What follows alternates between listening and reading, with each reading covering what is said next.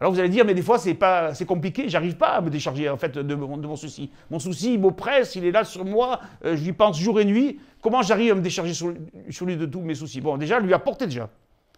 Mais vous allez me dire, mais je lui ai apporté, mais je suis toujours inquiet. Et ça ne marche pas en fait. Alors il y a la paix aussi. On a vu la paix qui est une connaissance, un cadeau, une attitude, mais aussi la paix qui est un combat. Il y a aussi un combat pour recevoir la paix.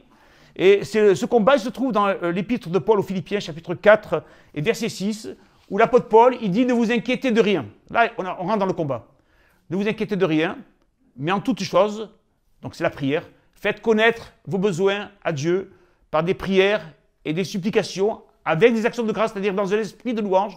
On apporte ses besoins à Dieu, on supplie Dieu, mais avec un esprit de victoire, comme il a fait dans ses combats spirituels, Olivier, avec des actions de grâce, avec un esprit de victoire, un esprit de louange. Et qu'est-ce qui va se passer?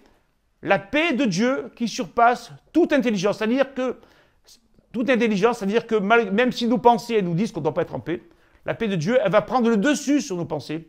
Et la paix de Dieu, et ça ce que je vous dis, c'est non seulement de la théologie, mais c'est du vécu, la paix de Dieu qui surpasse toute intelligence, gardera vos cœurs et vos pensées en Jésus-Christ, notre Seigneur.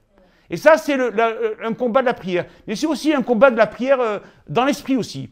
C'est pour ça que le Seigneur nous a donné le baptême d'esprit, cette promesse que Dieu nous a faite, que Jean-Baptiste a fait, que Jésus a réitéré, et qui n'est pas optionnel, c'est pour chacun d'entre nous. Nous avons besoin, nous devons, ce n'est pas une option, nous devons recevoir le baptême des esprits. Parce que quand nous recevons le baptême des esprits, nous recevons la puissance des esprits en nous qui va nous aider à combattre contre les inquiétudes, combattre contre l'angoisse et recevoir la paix de Dieu. Et moi, quand j'étais très jeune, j'ai fait beaucoup d'expériences comme ça où quand j'arrivais pas, malgré la prière, malgré que je déchargeais, et là, je rentrais dans le combat, dans la vie d'esprit, dans le combat de l'esprit. Et je commençais à parler en langue. Et la parole de Dieu nous dit que quand je parle en langue, je me construis, je ne sais pas ce qui se passe, mais je construis. Je parle à Dieu, j'ai une communication avec Dieu, je prie Dieu, d'excellentes prières, je rends grâce à Dieu.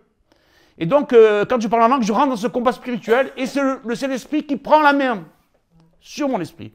Et là, je peux remporter des victoires spirituelles sur l'angoisse, sur le doute, et je peux recevoir cette paix qui surpasse encore plus, qui surpasse toute intelligence. Donc, je vous encourage, ceux qui n'ont pas reçu le baptême du Saint-Esprit, à le rechercher. Oui, vous en avez besoin. Oui, ce n'est pas une option.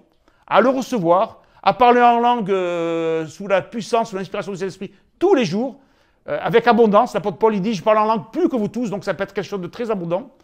Et ainsi, vous allez recevoir cette victoire contre les angoisses, contre l'inquiétude, et vous allez recevoir ce parfait shalom, cette parfaite paix de Dieu.